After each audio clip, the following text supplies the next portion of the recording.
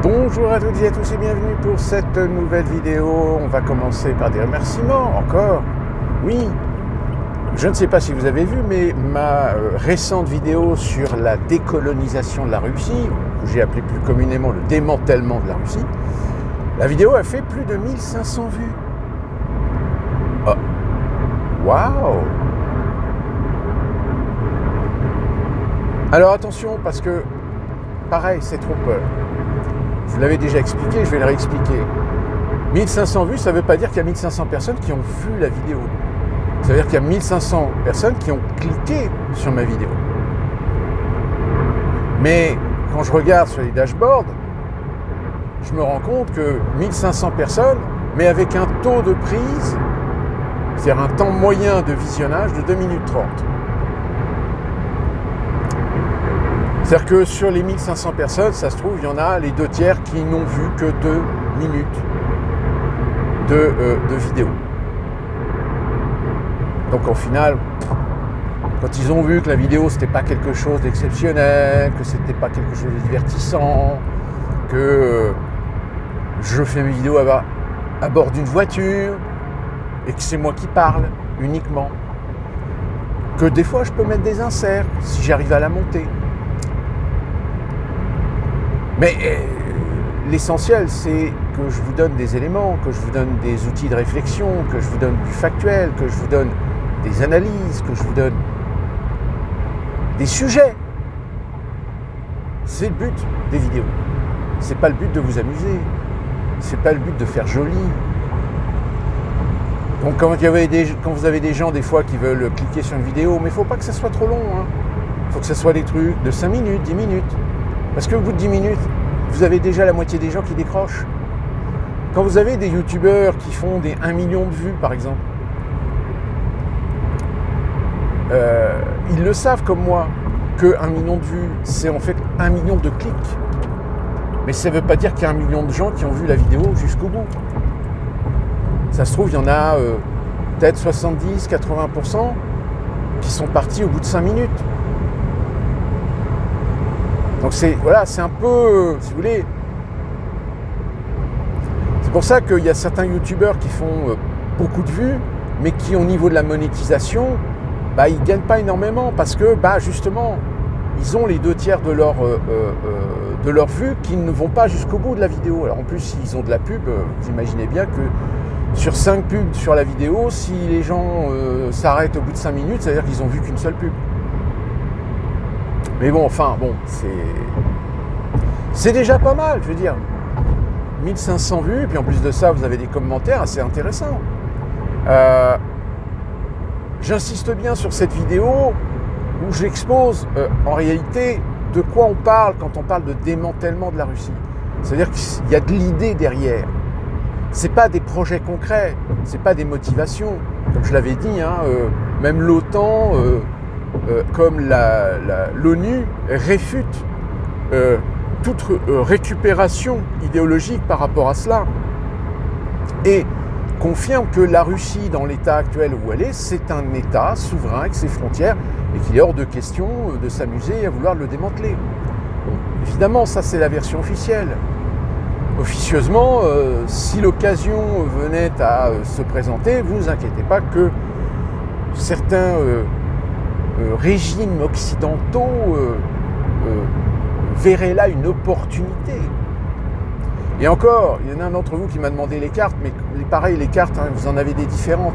Parce qu'encore une fois, entre les différentes mouvances, que ce soit des mouvances russes, dissidentes, idéologiques, politiques, comme aussi nationalistes, quand je dis nationaliste, c'est par rapport à l'ethnie, à la culture. Il est évident que vous n'aurez pas les mêmes ambitions de la part des Mongols russes qui voudraient récupérer ou rejoindre la Mongolie que les Kazakhs, que les Ouzbeks, il y en a plein d'autres, les Tchétchènes par exemple, n'ont pas les mêmes aspirations. C'est-à-dire qu'en fait, ils ne sont pas du tout coordonnés les uns les autres.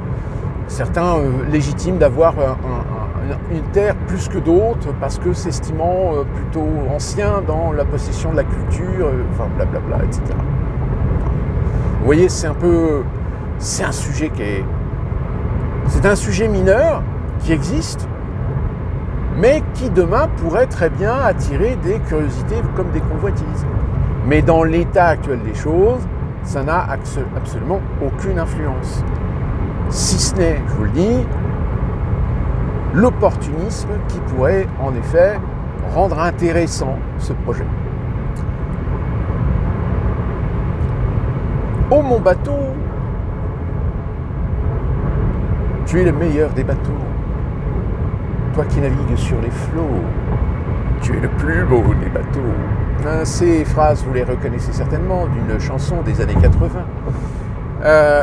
Je veux parler évidemment de notre opération de com de la part de nos LFI qui ont intégré Rima Hassan avec Greta Thunberg sur un voilier pour aller sauver les Palestiniens, faire une mission humanitaire et de protestation contre l'État d'Israël. Ah bah là, je peux vous dire que sur les réseaux sociaux, on les voit toutes les 5 minutes. Toutes les 5 minutes, on parle d'eux, soutenez-les, nos héros, etc. Bon, sauf que, alors, ils ont un drone qui a survolé le bateau. Alors au départ, on a dit oui, un drone israélien, on est en danger, on va être attaqué.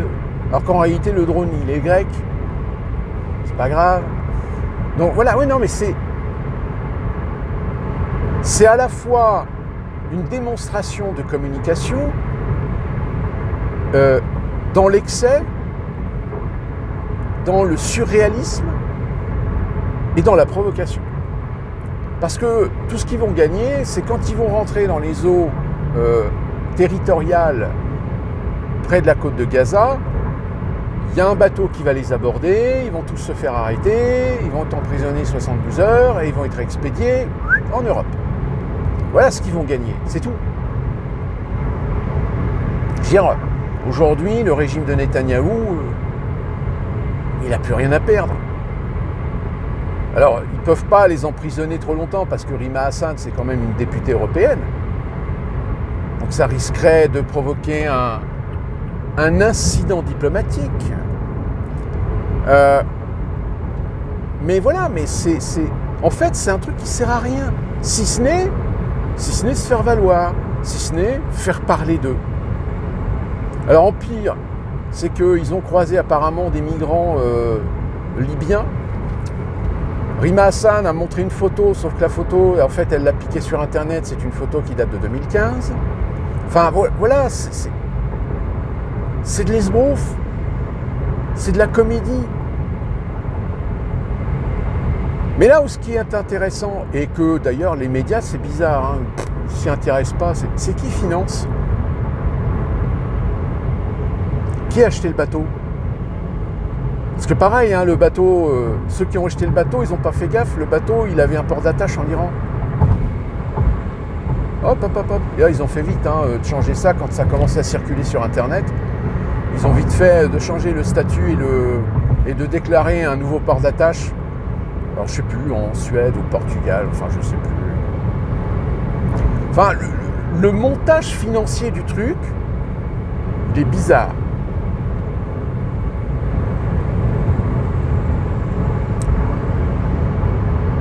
Mais voilà, le problème, c'est que tant qu'il y a des gens qui suivent ça, comme des moutons, ça marche. Alors après, proportionnellement, ça marche auprès de quelle personnalité, auprès de quelle catégorie sociale, professionnelle. C'est là toute la question. Parce que c'est de l'électorat, on est d'accord.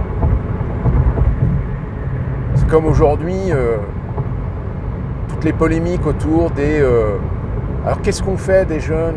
Oui, il y en a, ils ont été condamnés à 1 an, 2 ans, 3 mois, 6 mois de prison avec sursis, avec 500 € d'amende.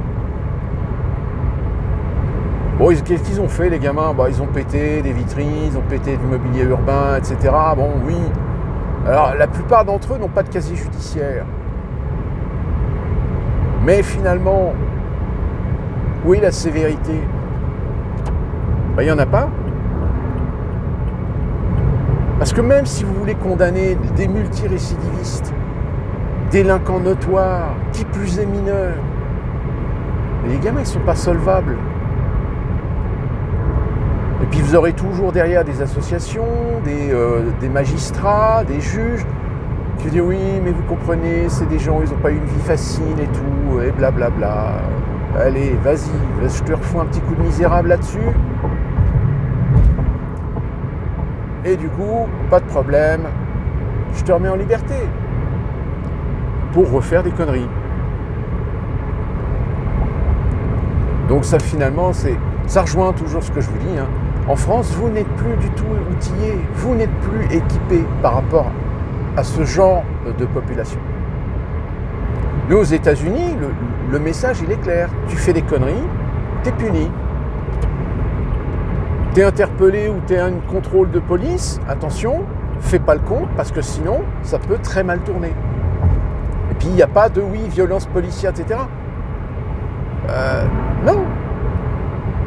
L'affaire George Floyd, c'est parce que c'était un black qui s'est fait étouffer par un flic, qui a eu peut-être le genou un peu lourd, enfin pas peut-être, sûrement. Bon, le mec, il a été condamné, mais le mec, aujourd'hui, il est sorti de prison, il a été libéré.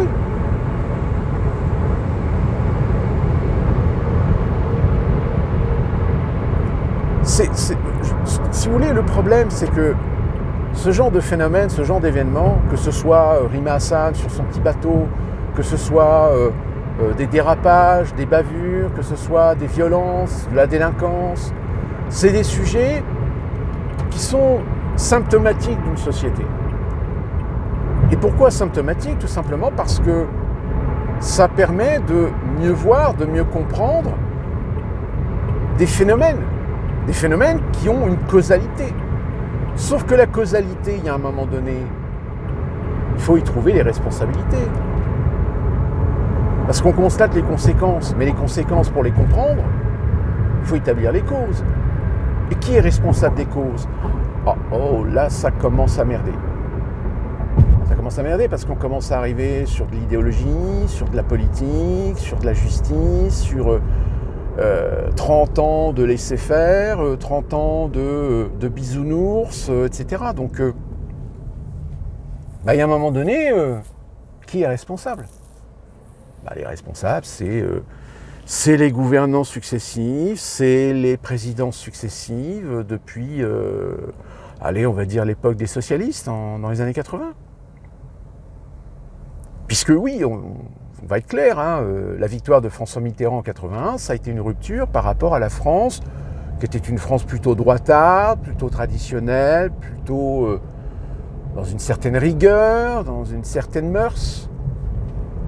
Alors, je ne dis pas que c'était bien. Moi, je pense que y a eu certaines libertés qui ont été acquises. Mais encore une fois, c'est des libertés qui étaient nécessaires pour l'évolution de la société française. Mais encore une fois de plus, sans modération chez certaines personnes. Vous savez, il y a un truc qui est assez intéressant à comparer entre les États-Unis et la France. Aux États-Unis, par exemple, vous avez ce qu'on appelle le refill, c'est-à-dire, par exemple, vous allez au cinéma, vous achetez un popcorn et une boisson. En réalité, vous achetez le contenant. Vous n'achetez pas le contenu. Et le contenant, si vous n'avez plus de popcorn, vous pouvez sortir de la salle, aller au comptoir et demander à re-remplir votre popcorn. Tout comme les boissons. Les boissons sont en libre service. Vous avez un gobelet, vous servez un coca, vous avez fini votre coca, hop, vous ressortez, hop, vous reprenez du coca. Et ça, c'est valable dans les McDo, etc. Ce qu'on appelle le refill. Ça fait partie de d'une tradition de mœurs aux États-Unis. Et je me suis toujours dit, mais en France, tu fais ça, mais c'est fini. T'as des gens Nous, on a eu des cas, hein, quand je travaillais au cinéma. Vous aviez des petites racailles qui, des fois, rentraient dans le cinéma, fouillaient les poubelles, récupéraient un gobelet et venaient au comptoir en disant « Ah, j'ai fait tomber mon gobelet, est-ce que vous pouvez me le remplir ?» Ah ben, tu l'as fait tomber où, ton gobelet? Ah ben, dans la salle, là-bas, machin, etc. Alors, une fois sur deux, ça fonctionnait. Hein. C'est-à-dire qu'il y a des trucs aux États-Unis où on apprend aux gens de ne pas abuser. Si tu abuses, alors, attention, je ne dis pas qu'il n'y a pas des gens qui n'abusent pas. Hein, des fois, il y en a, ils en prennent 2 tonnes, mais ils n'ont pas besoin de 2 tonnes, du coup, ils jettent à la poubelle. Ça, c'est comme dans les restos. Hein. Vous avez des gens qui sont tellement obèses, tu sens bien que ces gens-là, ils feraient peut-être bien attention de faire attention à ce qu'ils bouffent. Mais des fois, ils en mettent 2 tonnes dans leur assiette, et puis quand ils s'en vont, ils ont bouffé qu'un quart de ce qu'ils ont pris. Le reste, le reste va finir à la poubelle. L'abondance. Mais en France, vous mettez un truc gratuit, mais en réalité, c'est fini. Puis il y en a, ils vont prendre. Au lieu d'en prendre un, non, ils en prennent 10, 20, 30, 40. Et puis au final, une fois qu'ils sont sortis, ils sont contents. Ils en ont piqué plusieurs dizaines. Mais au final, ils les jettent par terre. Parce que ils se disent, tout qu'on fait, j'en ai pas l'utilité. Mais c'est ça. Et c'est symptomatique en France. En France, tu ne peux pas laisser un truc à la vue. Tu ne peux pas laisser un truc à la portée de main parce que tu sais pertinemment que de toute façon, il y en a, ils vont te voler, ils vont tout piquer.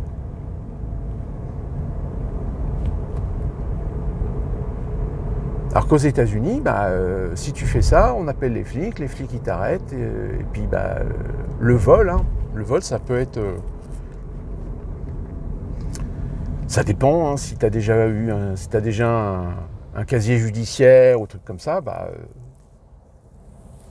comme je vous l'avais expliqué, il y a certains États, comme en Californie par exemple, quand tu fais une connerie une fois, quel que soit, si c'est une petite connerie, tu l'as fait une fois, tu l'as fait 2 fois, mais tu la feras pas une 3e, parce qu'à la 3e, même un excès de vitesse, tu fais un excès de vitesse une 3e fois, tu es arrêté, et tu passes devant un juge. Et puis le juge peut très bien décider de te dire, écoute, tu as une amende de 2500 $, ou te mettre 15 jours en prison pour te faire comprendre. Vous imaginez si on fait ça en France? Non, mais là, faut construire le double de prison que vous avez déjà, parce que